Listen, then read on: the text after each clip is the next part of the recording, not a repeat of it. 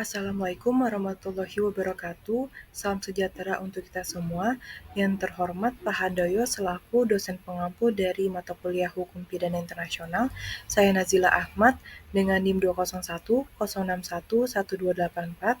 Pada kesempatan kali ini mohon izin untuk memaparkan hasil dari kunjungan field study yang saya lakukan bersama rekan mahasiswa lainnya ke Pengadilan Negeri Jakarta Selatan. Terkait pelaksanaan field study tersebut, kunjungan field study ke Pengadilan Negeri Jakarta Selatan ini dilakukan pada hari Rabu, tanggal 15 November 2023 bersama rekan-rekan mahasiswa kelas A Hukum Pidana Internasional lainnya. Adapun tujuan dilakukannya field study ini yaitu untuk memenuhi penugasan ujian akhir semester mata kuliah Hukum Pidana Internasional. Berikut rincian perkara dari kasus yang saya ambil, yaitu kasus perkara narkotika dengan nomor perkara 548-Pitsus-2023 Pengadilan Negeri Jakarta Selatan, dan nama terdakwanya yaitu Saiful Haris, hakim ketuanya yaitu Abu Hanifah SHMH, hakim anggotanya Joni Kondolele SHMH, dan Kamijon SHMH, dan penuntut umumnya yaitu Vitane SH. Adapun penasihat hukumnya berasal dari AKBH UPN-PJ yang diwakili oleh Amodra Mahardika SH, dan terkait sistem persidangannya dilaksanakan secara langsung di ruang sidang 02 Pengadilan Negeri Jakarta Selatan. Terkait status penahanan terdakwa ditahan oleh penyidik di rutan mulai tanggal 20 Juli 2023 sampai 8 Agustus 2023 dan terdapat perpanjangan penahanan oleh penuntut umum dari tanggal 9 Agustus 2023 sampai 17 September 2023. Lalu terdakwa ditahan di rutan oleh penuntut umum dari tanggal 14 September 2023 hingga dilimpahkan ke pengadilan. Lalu, adapun pasal dakwaan yang dikenakan adalah pasal 114 ayat 1 atau pasal 112 ayat 1 Undang-Undang Nomor 35 Tahun 2009 tentang narkotika. Berikut beberapa opini yang dapat saya sampaikan terkait persidangan atau kasus tersebut, yaitu antara lain untuk tahapan perkara persidangan yang saya ikuti dalam kasus narkotika tersebut telah sampai pada tahap pembacaan putusan. Pada awalnya, persidangan dimulai cukup telat dan tidak sesuai dengan jadwal yang tercantum pada jadwal persidangan di website Pengadilan Negeri Jakarta Selatan. Namun, setelahnya persidangan berjalan dengan tertib dan tidak gaduh serta selesai cukup cepat. Suasana lingkungan pengadilan cukup ramai dan di beberapa ruang sidang lainnya juga sedang melangsungkan persidangan. Selain itu, keadaan ruang sidang yang saya ikuti berlangsung secara lancar dan tidak gaduh. Alasan saya memilih kasus tersebut yaitu karena kasus narkotika dapat dikatakan memiliki potensi sebagai kasus pidana internasional karena kasus tersebut seringkali dijalankan atau dioperasikan melalui jaringan-jaringan tersembunyi yang cakupan wilayahnya dapat mencapai wilayah nasional bahkan internasional. Cukup banyak pelajaran yang diambil dari tahapan persidangan tersebut, terutama menambah wawasan saya dalam memahami lebih dalam lagi mengenai hukum acara peradilan pidana yang sebagaimana telah dipelajari pada semester perkuliahan sebelumnya. Lalu berikut beberapa poin kesimpulan yang saya tarik setelah mengaitkan hasil data persidangan dengan materi perkuliahan yang pernah diajarkan, antara lain, kasus narkoba dapat dikatakan sebagai salah satu contoh dari kasus pidana internasional, karena dalam kasus tersebut seringkali ditemukan adanya jaringan-jaringan terselubung yang melibatkan koneksi dengan wilayah negara lain meskipun kasus tersebut terjadi dalam lingkup nasional. Adapun contoh lainnya yang cukup menggemparkan yaitu kasus gembong narkoba Freddy Pratama.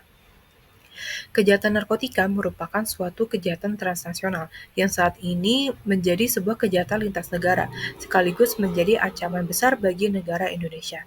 Selain itu, kejahatan narkotika juga merupakan kejahatan lintas negara yang terorganisir. Maka dari itu, dibutuhkan keseriusan pemerintah Indonesia dalam hal memberantas kejahatan tersebut. Saat ini, pemerintah Indonesia telah memiliki peraturan untuk mengatasi kejahatan narkotika dengan adanya Undang-Undang Nomor 35 Tahun 2009 tentang narkotika.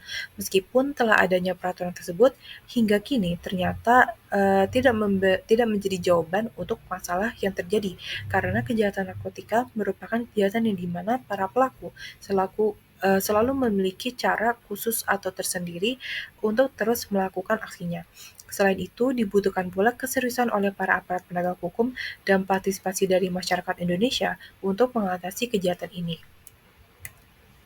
Maka dari itu, ada pun langkah-langkah yang perlu ditempuh untuk mengatasi kejahatan tindak pidana narkotika sebagai kejahatan transnasional di Indonesia, antara lain sebagai berikut. Yang pertama, peningkatan sarana dan prasarana berupa alat pendeteksi dan penambahan armada laut milik Indonesia dalam rangka penegakan hukum. Yang kedua, dibutuhkannya kepastian hukum dalam penegakan tindak pidana narkotika yang melintasi setiap wilayah perbatasan yang ada dalam wilayah kesatuan Republik Indonesia. Dan yang ketiga, peran aktif dari masyarakat untuk terlibat melaporkan kepada pihak yang berwenang. Adapun poin-poin lainnya antara lain tempus delikti dari kasus narkoba tersebut terjadi pada hari Selasa tanggal 11 Juli 2023. Lokus delikti dari kasus narkoba tersebut mengambil tempat di Jalan Keramat Babakan RT 0301, Kelurahan Jagakarsa, Kecamatan Jagakarsa, Jakarta Selatan. Sehingga pengadilan negeri yang berhak menangani kasus tersebut adalah Pengadilan Negeri Jakarta Selatan, karena wilayah tersebut masih merupakan yurisdiksi atau daerah hukum dari Pengadilan Negeri Jakarta Selatan. Berdasarkan surat dakwaan dari kasus tersebut, jenis surat dakwaan yang digunakan adalah dakwaan alternatif, sebab dalam surat tersebut menggunakan dua pasal dari undang-undang yang sama, serta menggunakan kata sambung atau. Adapun pasal yang dikenakan terhadap terdakwa yaitu pada dakwaan pertama pasal 114 ayat 1 atau pada dakwaan kedua pasal 112 ayat 1 Undang-Undang Nomor 35 Tahun 2009 tentang narkotika. Berdasarkan pasal dakwaan tersebut, pada pasal 114 ayat 1 terdakwa terancam dipidana penjara seumur hidup atau paling singkat 5 tahun dan paling lama 20 tahun, serta pidana denda paling sedikit 1 miliar rupiah dan paling banyak 10 miliar rupiah.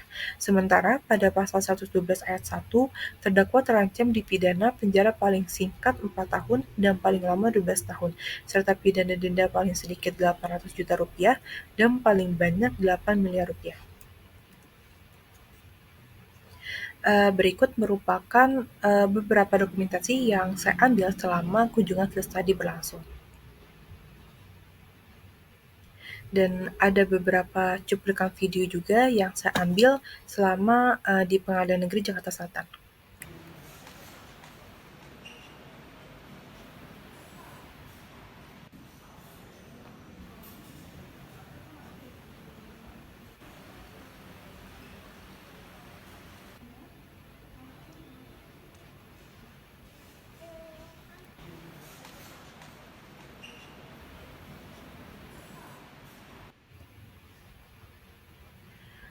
Itu saja yang dapat saya sampaikan pada pemaparan terkait hasil kunjungan field study ini. Kurang lebihnya mohon maaf. Sekian dan terima kasih.